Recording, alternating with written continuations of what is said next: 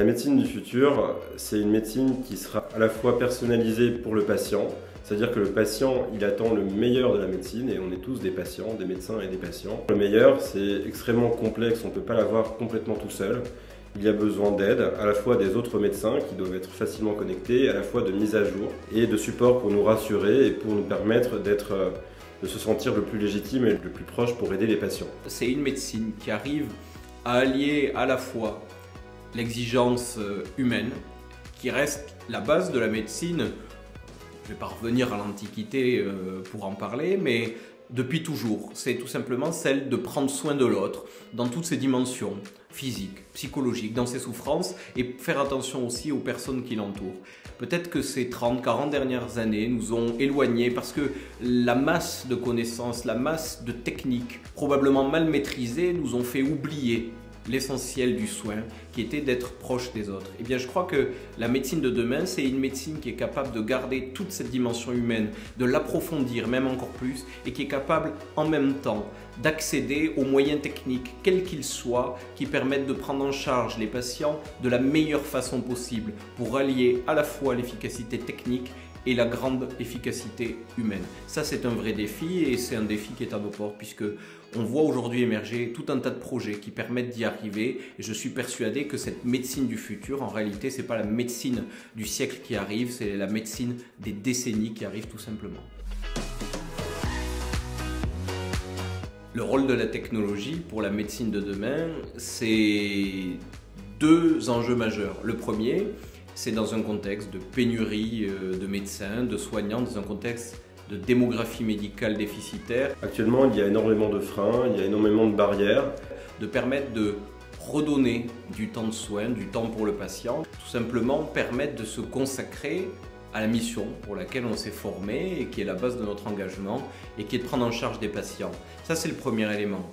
Le second élément de ce rôle de la technologie pour l'avenir de la médecine, c'est évidemment, au-delà du temps qu'on consacre aux patients, d'améliorer cette capacité qu'on a de les prendre en charge. Donc c'est une médecine qui est collective et qui est probablement connectée. La technologie, elle sert à aider les humains, à aider les patients et les médecins pour que les dialogues et pour que la compréhension des pathologies soit le plus simple possible.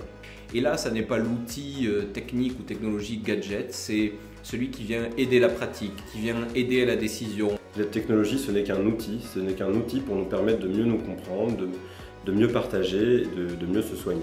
Il ne se substitue pas au praticien, il vient lui apporter une aide qui n'effacera jamais son travail, parce que le regard critique du praticien, qu'il soit médecin, qu'il soit infirmier, et quelles que soient ses fonctions, va demeurer. Mais ça nous permettra d'être plus concentrés sur ce qui fait l'essentiel de notre prise en charge, qui est le patient et ses particularités. Donc au final, ce qui paraît un peu antinomique, finalement rassemble. La technologie, c'est ce qui va être le meilleur outil demain pour pouvoir se rapprocher à nouveau, plus encore, des patients. 360medix, c'est une boîte super innovante qui est proche des jeunes médecins et qui les aide à monter des outils numériques pour faciliter leur pratique quotidienne.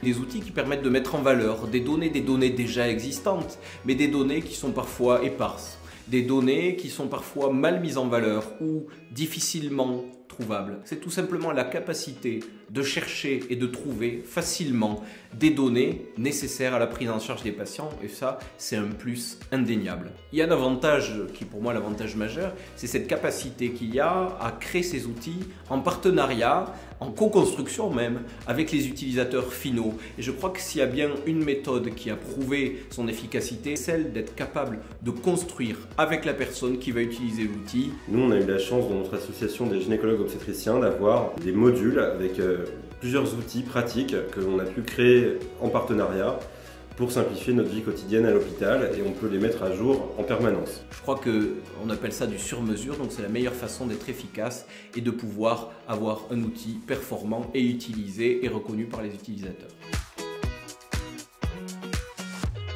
Eh bien, c'est plusieurs défis, et je crois que le premier défi, c'est celui de comprendre ce que vont être et ce que sont déjà les problématiques du système de santé. Aujourd'hui, c'est la démographie, c'est le temps médical. C'est la capacité Dans une époque où les données sont profuses, où on a peut-être trop de données, c'est de savoir les trier, de savoir trouver celles qui sont pertinentes ou non. C'est de savoir les mettre en valeur, de les corréler et d'utiliser toutes ces données qui, individuellement, n'ont pas de valeur pour arriver à créer des outils qui permettent de mieux comprendre, de mieux aider, de mieux prescrire et au final de mieux prendre en charge les patients aujourd'hui et demain. 360 Medix peut révolutionner la médecine de demain en créant une plateforme la plus utile possible pour les médecins afin de simplifier tous les à côté de la médecine et de permettre aux médecins de vraiment se concentrer sur le patient. C'est un grand défi qui n'est pas qu'un défi médical, c'est un défi technique. C'est un défi politique presque, je dirais aussi. C'est celui d'être capable d'anticiper les évolutions de notre système de santé. Donc c'est un défi majeur qui se fera pas seul, qui se fait lorsqu'on est une entreprise qui... Les entreprises et les associations sont aujourd'hui, je crois, des premiers vecteurs d'innovation. Et bien, c'est cette capacité à travailler avec les politiques, les partenaires que sont l'ISNI par exemple, les syndicats, les médecins, les professionnels de santé, c'est d'être capable ensemble d'imaginer ce que sera ce système de santé et d'apporter ensemble des solutions les plus performantes. Donc c'est un très grand défi, mais je leur souhaite de pouvoir le relever et j'y crois.